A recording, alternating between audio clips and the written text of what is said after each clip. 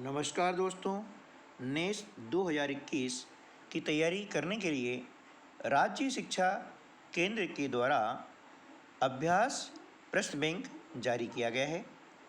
उसी अभ्यास प्रश्न बैंक के प्रश्नों को कैसे हल करें, इसके लिए हम एक सीरीज के रूप में आपको वीडियो उपलब्ध करवा रहे हैं। उसी अनुक्रम में आज विज्ञान विषय कक्षा 8 का पार्ट 3 यानी भाग 3 आपके लिए प्रस्तुत करने जा रहे हैं। तो चलिए शुरू करते हैं आज का वीडियो प्रश्न क्रमांक 25 से। नीचे दिए गए चित्र में चारों बर्तनों को ध्यान से देखिए। प्रत्येक बर्तन के नीचे पानी की माप दी गई है। आप देख रहे हैं यहाँ पर बर्तन अ, जिसमें पानी की माप है 300 ml, मतलब 300 मिलीलीटर। जो पात्र ब दिया है उसकी माप है 50 ml। स जो बर्तन है उसकी माप है 500 ml और बर्तन द है जिसकी माप है 60 ml। बर्तन के सतह पर लगने वाले दाब का घटता क्रम क्या होगा, है ना। ऑप्शन ए अ स ब द, बी द ब अ स, सी ब स द अ, डी स अ ब द। यहाँ पर आप देख रहे हैं कि 4 बर्तन हैं और उसमें पानी की माप अलग अलग बर्तनों में अलग अलग दी गई है। ठीक है, तो देखिए क्या होता है कि बर्तन की जो सतह पर है उस पर दाब, है ना, उस पर दाब क्या होगा कि किस में अधिक लगेगा। जिसमें पानी ज़्यादा भरा हुआ है ना, वहाँ पर दाब ज़्यादा लगेगा। और जिस बर्तन में पानी की सतह कम है वहाँ पर दाब कम लगेगा। आप देख रहे हैं कि जो बर्तन द है ना, वो भले ही से 60 ml का है लेकिन ये पूरा भरा हुआ है, तो इसलिए जो बर्तन की सतह है उस पर इसका दाब अधिक लगेगा। ठीक है ना। तो उसके बाद हम देख रहे हैं कि जो बर्तन ब है ना, उसमें पानी थोड़ा कम है ना, तो इस पर क्या होगा, बर्तन की सतह पर दाब जो है कम लगेगा। उसके बाद आता है बर्तन, जो पात्र जो आपको दिया गया है ना, इसमें पानी की सतह और कम है इसलिए इसमें दाब उससे और कम लगेगा। और अंत में देख रहे हैं कि जो पात्र स है उसमें पानी की जो सतह है और नीचे है इसलिए बर्तन की सतह पर दाब कम लगेगा। इस प्रकार से हम देख रहे हैं कि यह क्रम यदि हम जमाते हैं तो पहले आता है बर्तन द, उसके बाद में बर्तन ब, फिर बर्तन अ और बर्तन स। इस क्रम में जो है यह लिखा जाएगा। तो हमारा जो सही जवाब है हो जाएगा ऑप्शन बी। ठीक है ना। चलिए नेक्स्ट क्वेश्चन देखते हैं। कोई व्यक्ति पैराशूट की सहायता से आसमान से नीचे की ओर आ रहा है। इस घटना में कौन सा बल कार्य कर रहा है। आप देख रहे हैं यहाँ पर एक व्यक्ति है, वह पैराशूट से नीचे आ रहा है ना। तो ये देखना है कि इस घटना में कौन सा बल कार्य कर रहा है। ए चुंबकीय बल, बी गुरुत्वाकर्षण बल, सी पेशीय बल और डी स्थिर विद्युत बल। तो चुंबकीय बल यहाँ नहीं हो सकता है क्योंकि यहाँ पर किसी चुंबक का प्रयोग नहीं हुआ है। बी है गुरुत्वाकर्षण बल, है ना। गुरुत्वाकर्षण बल पृथ्वी का वह बल होता है जो पृथ्वी किसी वस्तु को अपनी ओर खींचती है ना। तो उसी गुरुत्वाकर्षण बल के कारण ये पैराशूट नीचे की ओर आ रहा है। पेशीय बल यानी जब हम हमारे शरीर के किसी अंग के द्वारा बल लगाते हैं वह कहलाता है पेशीय बल, उसका यहाँ पर कोई उपयोग नहीं हो रहा है। और ऑप्शन डी में स्थिर विद्युत बल है, तो यहाँ विद्युत का भी कोई उपयोग नहीं हो रहा है, इसलिए ये भी ऑप्शन सही नहीं हो सकता है। अतः यहाँ पर सही उत्तर हो जाएगा ऑप्शन बी, यानी गुरुत्वाकर्षण बल। पृथ्वी का जो बल होता है वह गुरुत्वाकर्षण बल होता है, जिसके कारण वस्तुएं पृथ्वी पर स्थिर रहती हैं। ठीक है ना। चलिए प्रश्न क्रमांक 27, निम्नलिखित में से कौन से प्रभाव वनोन्मूलन के कारण नहीं होता है? ए, कार्बन डाइऑक्साइड की मात्रा बढ़ना, बी, विश्व उष्णन का बढ़ना, सी, ऑक्सीजन की मात्रा बढ़ना, डी, विश्व शीतलन का बढ़ना। अब देखिए वन उन्मूलन के कारण नहीं होता है, यानी वनों के समाप्त होने के कारण कौन सी चीज़ नहीं होती है? कार्बन डाइऑक्साइड की मात्रा बढ़ेगी, है ना। यदि वन की संख्या कम होगी, पेड़ की संख्या कम होगी, तो कार्बन डाइऑक्साइड की मात्रा बढ़ेगी, यानी ये ऑप्शन सही नहीं हो सकता है। उसके बाद देखते हैं विश्व उष्णन का बढ़ना, है ना। उष्णन मतलब गर्मी, है ना, ताप। तो यदि वन नहीं होंगे तो ताप क्या होगा? बढ़ेगा। लेकिन क्या नहीं होता है वो हमको देखना है। ऑप्शन सी है ऑक्सीजन की मात्रा बढ़ना। यदि वन नहीं होंगे तो ऑक्सीजन नहीं बढ़ेगा। तो यदि वन खत्म हो रहे हैं तो ऑक्सीजन की मात्रा नहीं बढ़ सकती है, इसलिए ये भी सही है ना, ये सही आपका जवाब हो सकता है। आगे हम चलते हैं डी, विश्व शीतलन का बढ़ना, यानी वन यदि खत्म हो जाएंगे, वन उन्मूलन हो जाएगा तो विश्व शीतलन नहीं हो सकता है, विश्व उष्णन होगा, यानी पूरे विश्व में क्या होगा? गर्मी बढ़ेगी, शीतलता नहीं होगी। इसलिए यहाँ पर आपका सही जवाब हो जाएगा ऑक्सीजन की मात्रा बढ़ना, क्योंकि वन उन्मूलन से ऑक्सीजन की मात्रा बढ़ेगी नहीं बल्कि कम होती है। वन उन्मूलन मतलब वन का विनाश होना, वन का समाप्त हो जाना, ठीक है ना। तो वन के समाप्त हो जाने से क्या ऑक्सीजन की मात्रा घटेगी, लेकिन ये हो रहा है कि कौन सा कारण नहीं होता है ना, तो ऑक्सीजन की मात्रा नहीं बढ़ेगी, इसलिए ऑप्शन सी सही जवाब हो जाएगा। ठीक है ना। प्रश्न 28, मैं कोशिका के विभिन्न कार्यों का नियंत्रण करता हूँ, मैं कौन हूँ? ए, रिक्तिका, बी, केंद्रक, सी, हरित लवक और डी, कोशिका भित्ति। तो किसी भी कोशिका के जो विभिन्न कार्य होते हैं उसको नियंत्रण करने कार्य कौन करता है?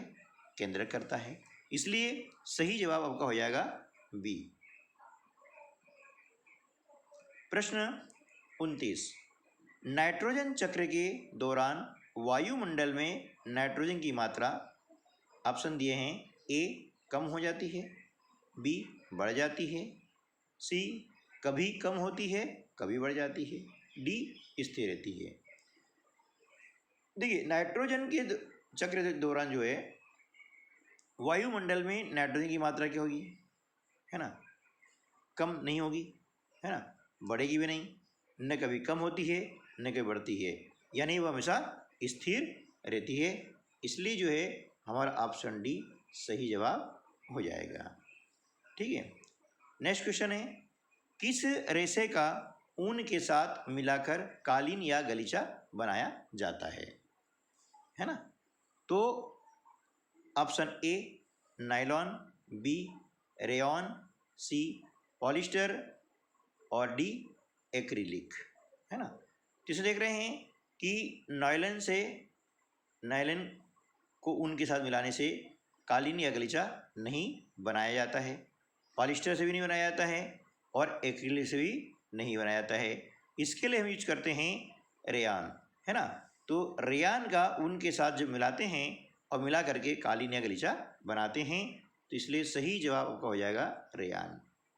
ठीक है। चलिए नेक्स्ट क्वेश्चन देखते हैं, कौन सा समूह संश्लेषित रेशों का है ना। कौन सा समूह संश्लेषित रेशों का है? ए, नायलॉन, टेरिलिन, ऊन, बी, कपास, polyester, rayon, C, PVC, polythene, bakelite, D, acrylic, रेशम, ऊन। तो संश्लेषित रेशे का समूह कौन सा है? तो इसके लिए सही जवाब हो जाएगा, देखिए नायलॉन, टेरिलिन और ऊन ये संश्लेषित रेशे नहीं हैं, है ना। कपास, पॉलीकॉट और यान ये भी नहीं है, है ना, क्योंकि कपास क्या है, प्राकृतिक होता है। एक्रिलिन, रेशम और ऊन, है ना, ये भी प्राकृतिक रेशे होते हैं। तो यहाँ पर हमारा ऑप्शन हो जाएगा सी, सही ऑप्शन होगा। पीवीसी, पॉलीथीन और बेकेलाइट ये संश्लेषित रेशे होते हैं, इसलिए सी जो है हमारा सही जवाब हो जाएगा। अगला प्रश्न है, निम्नीकरणीय यानी जैव अपघटन पदार्थ हैं, कौन कौन से हैं? ऑप्शन ए, एल्यूमिनियम और अन्य धातुओं के डिब्बे, बी, सब्जी और फलों के छिलके, सी, प्लास्टिक के टूटे खिलौने, डी, पॉलीथीन की थैली।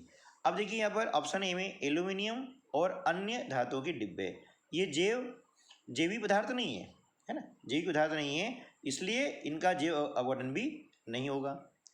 ऑप्शन बी, सब्जी और फलों के छिलके, ये क्या है ना, जैविक पदार्थ हैं, इसलिए इनका अपघटन होता है ना। सी, प्लास्टिक के टूटे खिलौने, प्लास्टिक भी जो है जैविक नहीं होता है और पॉलीथीन भी जैविक नहीं होता है, तो जो जैविक होगा उसी का जैव अपघटन होता है, इसलिए ऑप्शन बी जो है हमारा सही जवाब हो जाएगा। नेक्स्ट क्वेश्चन 33, दी गई तालिका में जंतुओं को दो वर्गों में वर्गीकृत किया जाता है ना। वर्ग अ में दिया है आपको सर्प, भेड़िया, बाघ। वर्ग ब में दिया है बकरी, भैंस, हाथी। उपरोक्त वर्गीकरण किस गुण के आधार पर किया गया है ना, किस गुण के आधार पर किया गया है? तो ए, भोज्य पदार्थ के आधार पर, बी, श्वास अंग के आधार पर, सी, आवास के आधार पर और डी, जनन अंग के आधार पर। तो देखिए हम देख रहे हैं वर्ग में सर्प, भेड़िया और बाघ, ये जो है क्या खाते हैं, है ना, और वर्ग ब में बकरी, भैंस और हाथी ये क्या खाते हैं, है ना। तो भोज्य पदार्थ के आधार पर इनका वर्गीकरण किया गया है, क्योंकि सर्प, भेड़िया और बाघ, जो बाघ होता है ये जीव जंतु यानी मांसाहारी होते हैं, ये खाते हैं। बकरी, भैंस और हाथी ये सब क्या है, शाकाहारी है ना। तो ये क्या हो गया, भोज्य के आधार पर इनका वर्गीकरण हो गया है, इसलिए ऑप्शन ए जो है वह सही जवाब हो जाएगा, ठीक है ना। चलिए नेक्स्ट क्वेश्चन चलते हैं। प्रश्न क्रमांक है 34, दिए गए परिपथ में दोनों तारों के मध्य किस वस्तु को रखने पर बल्ब जल जाएगा? ए, गंधक, बी, कोयला, सी, लोहे की छड़ और डी, लकड़ी। देखिए आप देख रहे हैं कि परिपथ में यहाँ पर रिक्त स्थान है, यानी यदि यहाँ कोई वस्तु रखते हैं तो परिपथ में क्या होता है, विद्युत धारा प्रवाहित हो जाती है और बल्ब जलने लगता है। तो जो उस विद्युत के सुचालक होते हैं, यदि उन वस्तुओं को यहाँ पर रखेंगे तो क्या होगा, विद्युत बल्ब जल जाएगा। और जो कुचालक होगा, है ना, उसको रखने पर विद्युत बल्ब नहीं जलेगा, है ना। तो गंधक क्या हो गया है, कुचालक है, कोयला भी कुचालक है, इसलिए बल्ब नहीं जलेगा। लेकिन लोहे की छड़ जो है यह विद्युत की सुचालक है, लकड़ी भी कुचालक है, इसलिए लकड़ी रखने पर भी बल्ब नहीं जलेगा।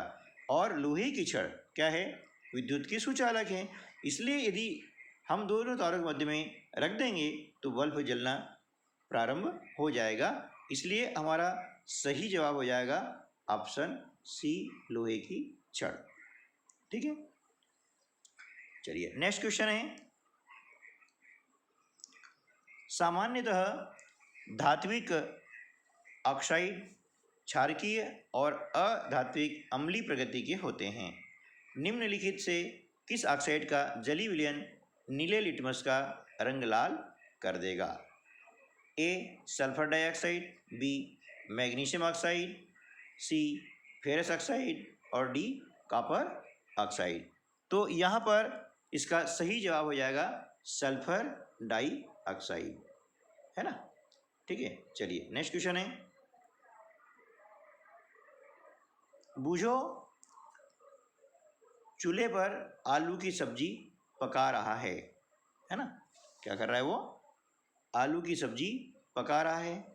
उसने देखा उनका सब्जी पकाने का बर्तन तांबे का बाहर से काला हो गया, इसका कारण क्या हो सकता है ना। ए, ईंधन का पूर्ण दहन, बी, आलू की सब्जी का अधूरा पकना, सी, ईंधन का अपूर्ण दहन, और डी, तांबे के बर्तन का जलना। ठीक है, देखिए ईंधन का यदि पूर्ण दहन हो जाता है तो उसमें कोई भी कालापन नहीं होता है, इसलिए ऑप्शन ये इसका सही जवाब नहीं हो सकता है। आलू की सब्जी का अधूरा पकना का तांबे के बर्तन का बाहर से काला होने का कोई संबंध नहीं हो सकता है ना। ईंधन का अपूर्ण दहन, है ना, ईंधन का अपूर्ण दहन होता है तो क्या होगा कि कोई पदार्थ काला हो सकता है। तो यहाँ तांबे का बर्तन है, बाहर से काला हो रहा है, और तांबे के बर्तन का जलना, तांबे के बर्तन जल नहीं रहा है, इसलिए यहाँ क्या हो जाएगा, ईंधन का अपूर्ण दहन। यानी जो अपूर्ण दहन होता है तो वहाँ पर बर्तन काला हो जाता है, इसलिए ऑप्शन नंबर सी सही जवाब हो जाएगा। ठीक है ना। चलिए नेक्स्ट क्वेश्चन चलते हैं 37, पदार्थ जिसका ज्वलन ताप कम है उसके पास जलती माचिस की तीली ले जाने पर वह ऑप्शन ए आसानी से आग पकड़ेगा, बी आग नहीं पकड़ेगा, सी कुछ देर बाद आग पकड़ेगा, डी माचिस की तीली को बुझा देगा। देखिए पदार्थ जिसका ज्वलन ताप कम है उसके पास यदि जलती माचिस ले जाएंगे तो आसानी से आग पकड़ लेगा, और जिसका ज्वलन ताप ज़्यादा होता है ना, वह आसानी से आग नहीं पकड़ता है। तो यहाँ पर ऑप्शन ए सही जवाब हो जाएगा कि वह आसानी से आग पकड़ लेगा। ठीक है ना। प्रश्न क्रमांक 38, vitamin A, vitamin B, vitamin C और विटामिन डी ये आपको दिए गए हैं। अब नीचे आपको दिया गया है कि विटामिन ए के आगे दिया है 1 2 3 4 वेरी वेरी, स्कर्वी, रिकेट्स, रतौंधी। यानी सामने यहाँ पर 1 नंबर पे क्या आएगा, 2 पे क्या आएगा, 3 पे क्या आएगा, इस प्रकार से। यानी इन विटामिन की कमी से कौन कौन से रोग होते हैं, है ना, वह आपको सही जोड़ी बनाना है, और उसका सही ऑप्शन कहाँ पर है वो देखिए। तो देखिए विटामिन ए की कमी से होता है रतौंधी रोग, विटामिन बी की कमी से होता है बेरी बेरी रोग, विटामिन सी की कमी से होता है स्कर्वी रोग, और विटामिन डी की कमी से होता है रिकेट्स रोग। तो यहाँ पर ये सारे जो हम देख रहे हैं क्रम से कहाँ पाए जा रहे हैं, ऑप्शन सी में पाए जा रहे हैं, इसलिए ऑप्शन सी जो है हमारा सही जवाब हो जाएगा। ठीक है ना। ये पहला रतौंधी यानी विटामिन ए की कमी से रोग होता है, उसका नाम है रतौंधी। विटामिन बी की कमी से होता है बेरी बेरी, विटामिन सी की कमी से जो रोग होता है वह स्कर्वी रोग होता है, और विटामिन डी की कमी से होता है रिकेट्स रोग। ठीक है ना। चलिए नेक्स्ट क्वेश्चन है, अधातुओं के दैनिक जीवन में उपयोग एवं उनके नाम का सही मिलान कौन सा है ना। एक अधातु जो हमारे जीवन के लिए आवश्यक है और जिसे सभी सजीव श्वसन के समय अंदर लेते हैं। नंबर 2, अधातु जिसका उपयोग उर्वरकों में पौधों की वृद्धि के लिए किया जाता है। सी, जल शुद्धिकरण प्रक्रम में उपयोग किया जाता है। चौथा है अधातु जिसका बैंगनी रंग का विलयन एंटीबायोटिक के रूप में घाव पर लगाया जाता है। अब ये दैनिक जीवन में इनके उपयोग हैं, अब आगे इनके नाम दिए गए हैं वो हमको देखना है और उनका मिलान करना है। ठीक है ना। तो हम देखते हैं कि अधातु जो हमारे जीवन के लिए आवश्यक हैं और जिसे सभी सजीव श्वसन के समय अंदर लेते हैं, है ना। तो हम श्वसन में कौन सी गैस लेते हैं, ऑक्सीजन गैस लेते हैं। तो पहले का संबंध किससे हो जाएगा, डी से हो जाएगा, है ना। तो पहले का डी हम कहाँ देख रहे हैं, ऑप्शन बी के अंदर देख रहे हैं, पहले का संबंध डी से है। ठीक है, 1 मिल रहा है। अब हम देख सकते हैं कि बाकी यहाँ पर नहीं है। अगला चलते हैं। तो अधातु जिसका उपयोग उर्वरकों में पौधों की वृद्धि के लिए किया जाता है और वह क्या हो जाता है, सल्फर पोटेशियम नाइट्रेट। ठीक है ना। तीसरा है जल शुद्धिकरण प्रक्रम में उपयोग किया जाता है। क्या किया जाता है, इसमें उपयोग किया जाता है क्लोरीन। ठीक है ना। और अधातु जिसका बैंगनी रंग का विलयन एंटीबायोटिक के रूप में घाव पर लगाया जाता है और वह होता है आयोडीन। ठीक है ना। तो इस प्रकार से ऑप्शन बी जो है हमारा सही जवाब हो जाएगा और हमने इस पे लगा दिया है गोला। ठीक दोस्तों, तो आज के वीडियो में बस इतना ही। मिलते हैं अगले वीडियो में कुछ ऐसे ही और नए प्रश्नों के साथ में। तब तक के लिए नमस्कार, जय हिंद, जय भारत।